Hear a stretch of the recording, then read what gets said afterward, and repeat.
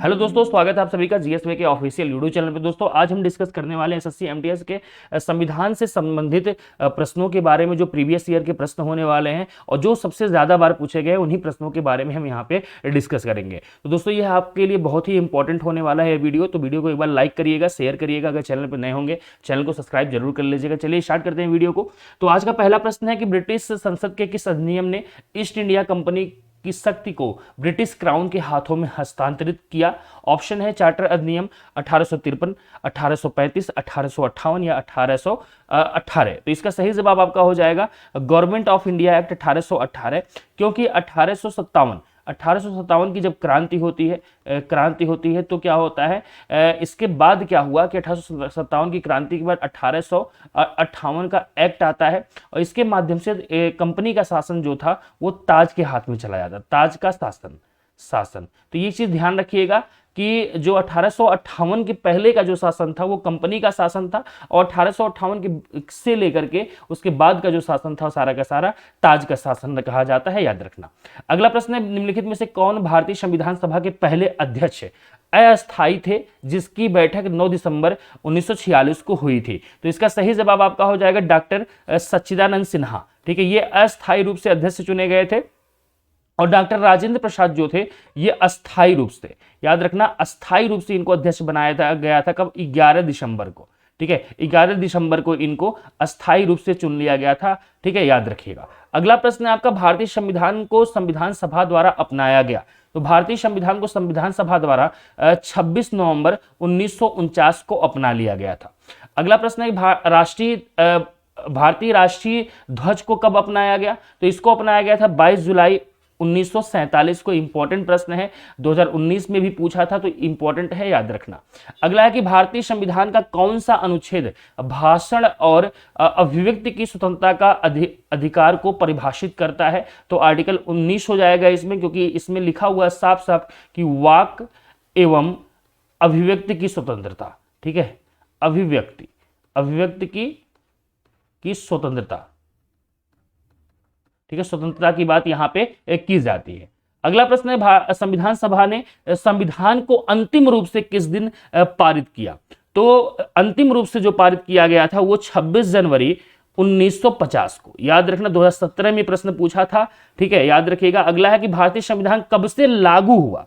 ये भी 17 में किसी शिफ्ट में पूछा था आपका। तो लागू जो हुआ था वो 26 जनवरी 1950 से।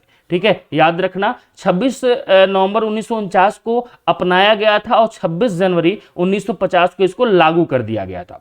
अगला प्रश्न है, भारतीय संविधान के अनुसार सरकार कितने अंग है? सरकार के कितने अंग हैं ये पूछा है। 4, 3, 1 या 2? तो 3 अंग है। एक है आपका कार्यपालिका है, दूसरा है आपका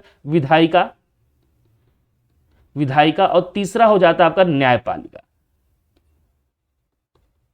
तो ये सरकार के आपके 3 अंग है, इन्हीं तीनों के माध्यम से गवर्नमेंट गवर्न होती है। अगला प्रश्न है कि निम्नलिखित में से क्या भारतीय संविधान की प्रमुख विशेषताओं में से एक है? गैर धर्मनिरपेक्ष, संघवाद, निरंकुश सरकार या फिर आश्रित न्यायपालिका? तो यहाँ पे संघवाद हो जाएगा। हमारा गुण जो है वो फेडरलिज्म है, याद रखना। अगला प्रश्न है कि भारतीय संविधान में संघवाद किस देश से लिया गया है? यूएई, यूएसए, ऑस्ट्रेलिया या फिर कनाडा? तो संघवाद जो हमने लिया वो कनाडा से लिया है, याद रखना। अगला प्रश्न है, भारतीय संविधान में दिए गए मौलिक कर्तव्यों के अनुसार भारत की संप्रभुता को मानना और उसकी रक्षा करना भारत के प्रत्येक नागरिक का कर्तव्य होगा। यह आध्यात्मिकता और एकता, समानता और बंधुत्व, एकता और अखंडता, स्वतंत्रता और समानता। तो ये आपका 2022 में पूछा गया था, इंपॉर्टेंट प्रश्न है, एकता और अखंडता से संबंधित है, याद रखना।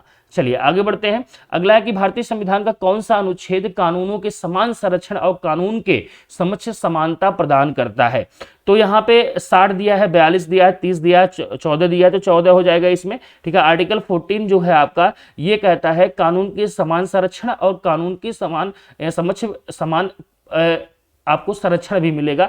तो कानून के समक्ष आपको समान संरक्षण दिया जाएगा और कानून और विधिक सहायता भी आपको प्राप्त करवाई जाएगी, यहाँ पे याद रखिएगा, ठीक है। समान संरक्षण और समान विधिक सहायता आपको मिलेगी। अगला प्रश्न है कि भारतीय संविधान के किस अनुच्छेद में कहा गया है कि किसी भी व्यक्ति को एक ही अपराध के लिए एक बार से ज्यादा सजा नहीं मिलेगी? 28, 21 से 20 या 18? तो ये बात आपका कहा गया है आर्टिकल 20 में। यहाँ पे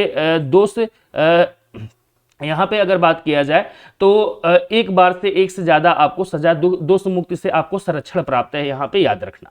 अगला प्रश्न है कि भारतीय संविधान की किस अनुसूची में संघ सूची से संबंधित प्रावधान है? 10वीं, 9वीं, 4थी या फिर 7वीं? तो इसमें 7वीं अनुसूची में आपका हो जाएगा, क्योंकि इसी में तीनों है, संघ सूची भी इसी में है, संघ सूची भी इसी में शामिल है आपका, और राज्य सूची भी इसी में, और आपका समवर्ती, ठीक है, जो आपका समवर्ती सूची है वो भी आपका इसी में, ठीक है, समवर्ती सूची जो आपका ये भी इसी में शामिल है, ठीक है, याद रखना। अगला है कि भारतीय संविधान का इनमें से कौन सा अनुच्छेद शोषण के विरुद्ध अधिकार प्रदान करता है? 22, 25, 23 या फिर 21? शोषण के विरुद्ध, ठीक है, शोषण के विरुद्ध अधिकार की बात कर रहा है तो 22 है, 25 है, 23 है या फिर 21 है? तो शोषण के विरुद्ध जो अधिकार है अनुच्छेद 23 में है, ठीक है। इसमें आपका शोषण के विरुद्ध अधिकार से संरक्षण आपको मिलता है, ठीक है। इसमें आर्टिकल 23 में साफ साफ कहा गया है कि भैया यहाँ पे बलात्श्रम, और बलात्श्रम का मतलब बेगारी आप नहीं करा सकते यहाँ पे, और मानव दुर्व्यापार से संबंधित यहाँ पे प्रावधान आपके दिए गए हैं। अगला है कि संविधान के भाग 4 में अनुच्छेद राज्य विधानमंडल के घटकों से संबंधित है। भाग 4 में तो यहाँ पे अगर बात की तो अनुच्छेद पूछा है 198 से 220, 112 से 175, 168 से 212 या 134 से 198। तो इसका सही जवाब आपका 168 से लेकर के 212 तक हो जाएगा। अगला है कि भारतीय संविधान का अनुच्छेद 23 और 24 निम्नलिखित में से किस मौलिक अधिकार से संबंधित है? शोषण के विरुद्ध अधिकार, समता का अधिकार, स्वतंत्रता का अधिकार, धार्मिक स्वतंत्रता का अधिकार। तो यहाँ पे शोषण के विरुद्ध अधिकार हो जाएगा। अभी थोड़ी देर पहले हमने यहाँ पे चर्चा भी की है, ठीक। चलिए, क्योंकि आर्टिकल 23 आपको बताया कि मानव दुर्व्यवहार और बलात्कार पे प्रतिषेध है। आर्टिकल 24 में कहता है कि आप 14 वर्ष से कम आयु के बच्चे को आप किसी भी कारखाने या माइनिंग्स वगैरह में आप काम नहीं करा सकते हो। अगला है कि भारतीय संविधान के निम्नलिखित में से किस अनुच्छेद में धन विधेयक को परिभाषित किया गया है? इंपॉर्टेंट प्रश्न है, 2022 में पूछा गया था। 115, 128, 110 या 139? तो इसका सही जवाब आपका 110 में होगा। यहीं पे आपको धन विधेयक से संबंधित यहाँ पे प्रावधान है, यह भी याद रखना। धन विधेयक जो आपका होता है, धन विधेयक जो है, इसके बारे में अगर बात करें यहाँ पे, यह राष्ट्रपति की पूर्व स्वीकृति पे आता है, ठीक है। पूर्व अनुमति कह सकते हैं, अनुमति पे कह सकते हैं, यहाँ पे पूर्व अनुमति पे आता है। उनको पहले बताया जाता है कि हम ये विधेयक ला रहे हैं, फिर ये धन विधेयक है या नहीं ये डिसाइड करता है लोकसभा का स्पीकर ये डिसाइड करता है ये धन विधेयक है या नहीं है, ये डिसाइड करेगा। और उसके बाद ये धन विधेयक से सारे संबंधित अधिकार जो है आपके, वो आपका लोकसभा के पास है। राज्यसभा के पास धन विधेयक से संबंधित कोई भी अधिकार नहीं है, ये भी याद रखिएगा। अगला है, भारतीय संविधान का कौन सा अनुच्छेद भाषण और व्यक्ति की स्वतंत्रता का अधिकार को परिभाषित करता है? अभी हमने देखा था भाषण और व्यक्ति की स्वतंत्रता सेम टू सेम आपका 2022 में भी प्रश्न पूछा, इसी वजह से मैंने 2 बार ये लिया है कि 2019 में भी पूछा था, 22 में भी पूछा था और 21 में भी यहां से प्रश्न आए थे। तो आर्टिकल आपका ए हो जाएगा, याद रखना। तो इसको जरूर एक बार देखिएगा। भारतीय संविधान में स्वतंत्रता का अधिकार डॉट में अंतर्निहित है। 19 से 22, 14 से 18, 23 से 25 या फिर 26 से 30। तो अगर हम यहाँ पे बात करें तो 19 से 22 में आपका यहाँ पे क्या स्वतंत्रता का अधिकार है? स्वतंत्रता। तो यही आपका सही हो जाएगा, स्वतंत्रता का अधिकार है। आपका 14 से 18 की अगर बात करें तो समता का अधिकार है, समता का अधिकार है यहाँ पे। 23 से 24 की बात करें शोषण, ठीक है, शोषण के विरुद्ध अधिकार है, के विरुद्ध आपके पास राइट्स है। और अनुच्छेद 26 से लेकर 30 तक आपको धार्मिक स्वतंत्रता का अधिकार है, स्वतंत्रता का आपका अधिकार है, राइट है, ठीक है, याद रखना। अगला है कि भारत के संविधान का कौन सा भाग नागरिकों को कर्तव्यों से संबंधित है? तो आपका इसमें पहला ऑप्शन ही हो जाएगा 4A, याद रखना 4A, क्योंकि ये संविधान संशोधन के माध्यम से लागू किया गया था। अभी आगे प्रश्न लगा हुआ है। अगला है कि इनमें से कौन सा मौलिक अधिकार भेदभाव का प्रतिषेध से संबंधित है? भेदभाव के प्रतिषेध से संबंधित है। समानता का अधिकार, शोषण के विरुद्ध अधिकार, स्वतंत्रता का अधिकार या फिर धार्मिक स्वतंत्रता का अधिकार। तो भेदभाव वाला अगर हम बात करें यहाँ पे तो समानता का अधिकार हो जाएगा। आर्टिकल 15 की हम यहाँ बात करेंगे। आर्टिकल 15 में आपको साफ साफ कहा गया है कि धर्म, लिंग, मूल, वंश, जाति के आधार पर आपके साथ कोई भी भेदभाव नहीं होगा। अगला प्रश्न है कि भारतीय संविधान का भाग डॉट संविधान संशोधन से संबंधित है। संविधान का भाग, तो संविधान संशोधन से संबंधित है, 2022 में पूछा गया था, इसमें 20 हो जाएगा। भाग नंबर 20 आपका संविधान संशोधन से संबंधित। अगर आर्टिकल की हम बात करें यहाँ पे तो 368 हो जाता है, ठीक है, याद रखना। अगला है कि यदि भारत के नागरिक के मौलिक अधिकार का उल्लंघन होता है, ठीक है, तो लिखा हुआ है यहाँ पे, यदि भारत के नागरिक के मौलिक अधिकार का उल्लंघन होता है तो ऑप्शन लिखा है ए, उससे पहले राज्य, देखो अगर मौलिक अधिकारों का उल्लंघन हो, आपका मौलिक अधिकारों का उल्लंघन होता है अगर ध्यान से देखा जाए तो क्या हो सकता है? तो इसमें उसे पहले उच्च न्यायालय में अपील करनी होगी, उसे केवल सुप्रीम कोर्ट में अपील करनी होगी, उसे पहले जिला अदालत में अपील करनी होगी, उसके पास या तो सीधे सर्वोच्च न्यायालय या उच्च न्यायालय जाने का विकल्प है। अच्छा, ये चीज समझिएगा यहाँ पे, जिसका सही जवाब ऑप्शन नंबर डी ही होगा। अब यहाँ पे हम समझ लेते हैं, देखिए फंडामेंटल राइट की अगर बात करूं मैं आप सभी से, फंडामेंटल राइट्स, तो आपको 2 आर्टिकल इससे संबंधित मिलते हैं जो आपका संरक्षण करते हैं। एक आपका आर्टिकल 32 हो जाता है, आर्टिकल 32, ये है आपका सुप्रीम कोर्ट के लिए कि अगर आपके फंडामेंटल राइट्स का हनन होता है तो आप सीधे सुप्रीम कोर्ट जा सकते हैं, आर्टिकल 32 के तहत। और फिर एक आर्टिकल आता है आपका 226, इसके माध्यम से आपका हाई कोर्ट के पास इसके लिए अधिकार है कि आप सीधे हाई कोर्ट भी जा सकते हो। तो आप सीधे सर्वोच्च न्यायालय जाइए या फिर उच्च न्यायालय जाइए, या आपके ऊपर है कि आपके लिए क्या सुटेबल है, आप कहीं पे भी जा सकते हैं, आपका सुनवाई तुरंत किया जाएगा। अगला प्रश्न, 42वें संशोधन के माध्यम से निम्नलिखित में से किसे भारतीय संविधान में डाला गया था? मौलिक अधिकार, सर्वोच्च न्यायालय के न्यायाधीशों की नियुक्ति, नीति निर्देशक सिद्धांत या फिर मौलिक कर्तव्य। 42वें संशोधन के माध्यम से अगर हम बात करें यहाँ पे तो मौलिक कर्तव्य आपके डाले गए थे। 42वां संविधान संशोधन 1976 में किया गया था, इसके माध्यम से आपको मौलिक कर्तव्य डाले गए थे। तो मूल अगर बात करें यहाँ पे तो जो मौलिक कर्तव्य, फंडामेंटल ड्यूटी, तो उसमें मूल रूप से 10 डाले गए थे। अगर बात किया जाए यहाँ पे 10 डाले गए थे, बाद में 86वां कॉन्स्टिट्यूशन अमेंडमेंट होता है, संविधान संशोधन होता है, उसके माध्यम से एक और बढ़ा दिया जाता है, ठीक है। तो टोटल मिलाकर के अभी जो है टोटल वो 11 मौलिक कर्तव्य है, याद रखना। शिक्षा वाला वही आपका उसमें बढ़ा दिया जाता है एक। अगला प्रश्न है आपका कि भारत के संविधान के भाग डॉट में देश के भीतर व्यापार और वाणिज्य स्वतंत्रता का प्रावधान है 20, 10, 15 या 13। तो भाग अगर बात करें यहाँ पे 13 के तहत आप देश के भीतर व्यापार और वाणिज्य की आपको स्वतंत्रता का अधिकार दिया गया है। अगला है कि भारतीय संविधान के अनुच्छेद 80 के अनुसार राज्यसभा के सदस्यों की कुल संख्या डॉट से अधिक नहीं हो सकती है। तो इसमें याद रखना 250 से ज्यादा नहीं हो सकती, याद रखिएगा। अगला है संविधान के अनुच्छेद 280 के तहत भारत के वित्त आयोग का गठन द्वारा किया जाता है उपराष्ट्रपति, उच्च न्यायालय, उच्चतम न्यायालय या राष्ट्रपति। तो ये प्रेसिडेंट के द्वारा किया जाता है, आपका राष्ट्रपति के द्वारा किया जाता है। अगला है कि भारत के संविधान के निम्नलिखित अनुच्छेदों में से कौन सा यह प्रावधान करता है कि देवनागरी लिपि में लिखी जाने वाली हिंदी संघ की आधिकारिक भाषा होगी। तो इसमें अगर हम बात करें तो आपका 343A हो जाएगा, 343A, ये याद रखना। अगला आपका है प्रश्न कि निम्नलिखित में से कौन सा पद भारत के संविधान के अनुच्छेद 76 के तहत एक संवैधानिक पद है। तो आप सभी को पता है कि अनुच्छेद 46 में क्या है, अटॉर्नी जनरल ऑफ इंडिया है, भारत के महान्यायवादी हो जाते हैं। ऑप्शन नंबर डी हो जाएगा, इसको जरूर देखिएगा। अगला है कि भारतीय संविधान का निम्नलिखित में से कौन सा अनुच्छेद नागरिकों के लिए समान नागरिक संहिता से संबंधित है? समान नागरिक संहिता, तो समान नागरिक संहिता किसमें है? अनुच्छेद 44 में समान नागरिक संहिता दी गई है, इसको ध्यान से देखिएगा। और कमेंट में सभी लोग 42, 45 और 40 के बारे में जरूर कमेंट करके बताएंगे, क्योंकि ये तीनों की तीनों बहुत ही बेहतरीन से आर्टिकल्स हैं। कमेंट बॉक्स में आप लोग कमेंट करिएगा, याद रखना।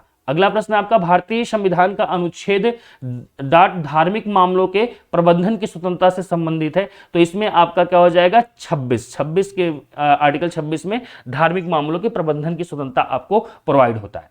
अगला है आपका कि भारतीय संविधान का कौन सा भाग नागरिकता से संबंधित है, तो भाग नागरिकता की बात करें भाग 6, भाग 3, भाग 2, भाग 5, तो इसमें भाग 2 हो जाएगा। पार्ट 2 में आपको नागरिकता दिया गया है। अगर आर्टिकल की बात करें हम यहाँ पे, तो आर्टिकल क्या है 5 से लेकर के 11 तक, 5 to 11, ठीक है, आपको नागरिकता। अगला है कि भारतीय संविधान के किस अनुच्छेद में कहा गया है कि भारत के संघ क्षेत्र के भीतर सर्वोच्च न्यायालय द्वारा घोषित कानून सभी अदालतों के लिए एक बाध्यकारी होगा, ठीक है, सभी अदालतों के लिए बाध्यकारी होगा। 127, 133, 147 या फिर 141, तो इसका आपका सही जवाब जो आपका हो जाएगा वो हो जाएगा आपका 147 के तहत ये कहा गया है। अगला है कि भारतीय संविधान के किस भाग के अंतर्गत मौलिक अधिकारों को रखा गया है, तो भाग इसमें मौलिक अधिकारों की बात करें अगर हम यहाँ पे, तो मौलिक अधिकार जो आप के हैं भाग 3 में रखे गए हैं, याद रखना। अगला है भारतीय संविधान का कौन सा अनुच्छेद भारत में समान नागरिक संहिता को स्थापित करता है। देखो समान नागरिक संहिता बहुत इंपॉर्टेंट है, ये 2 बार प्रश्न पूछा गया आपका और लगातार इसको पूछा गया, 19 में भी पूछा गया और 22 में भी पूछा गया, ठीक है, नहीं 19, 21 में पूछा गया था और 22 में भी पूछा गया था। अनुच्छेद यहाँ पे क्या हो जाएगा 44 इज द राइट आंसर, समान नागरिक संहिता आपको इसमें देखने को मिलेगी। अगला अनुच्छेद 21 किस संवैधानिक संशोधन अधिनियम के द्वारा पेश किया गया, तो ये आर्टिकल 21 से क्या है यहां पे शिक्षा का अधिकार है ये, ठीक है, शिक्षा का अधिकार है। इसको लाया गया था 86वां संविधान संशोधन हुआ था, संविधान संशोधन कब हुआ था 2002 में, ठीक है, तो यहाँ पे 86वां हो जाएगा, इसी के तहत आपका आर्टिकल 21 से जोड़ा गया है, ठीक है, याद रखना। अगला है आपका कि भारतीय संविधान के किस भाग में केंद्र शासित प्रदेश का प्रावधान शामिल है। केंद्र शासित प्रदेश का प्रावधान शामिल है, भाग की बात करें भाग 8, भाग 7, भाग 9 या फिर भाग 9B, तो यहाँ पे अगर बात करें यहाँ पे केंद्र शासित प्रदेशों का प्रावधान शामिल है आपका, ये आपका भाग 8 में है, याद रखना। अगला है कि भारतीय संविधान के अनुच्छेद 368 का संबंध इनमें से किससे है। आपातकालीन उपबंध, तो संशोधन प्रक्रिया, प्राथमिक शिक्षा का अधिकार, सूचना का अधिकार, तो ये आपका संविधान संशोधन से हो जाएगा, आसान प्रश्न है।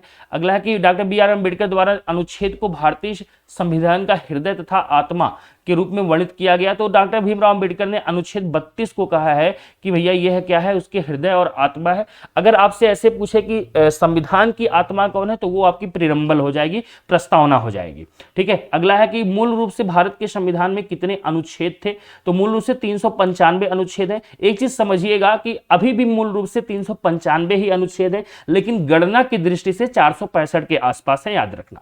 अगला है भारतीय संविधान की कौन सी विशेषता ब्रिटेन के संविधान से उधार ली गई है। मौलिक कर्तव्य, संसदीय सरकार, न्यायिक समीक्षा या फिर मौलिक अधिकार, तो ये आपका संसदीय सरकार हो जाएगा, याद रखिएगा। चलिए आगे बढ़ते हैं। अगला है भारतीय संविधान ने डॉट से शासन का एक कैबिनेट स्वरूप गृहीत किया, तो ये आपका वही यूनाइटेड किंगडम हो जाएगा, ठीक। चलिए अगला भारतीय संविधान में संशोधन का प्रस्ताव निम्नलिखित में से किस देश के संविधान से लिया गया है। रूस, जर्मनी, दक्षिण अफ्रीका या कनाडा, तो ये आपका साउथ अफ्रीका से लिया गया है, ये भी आसान प्रश्न है।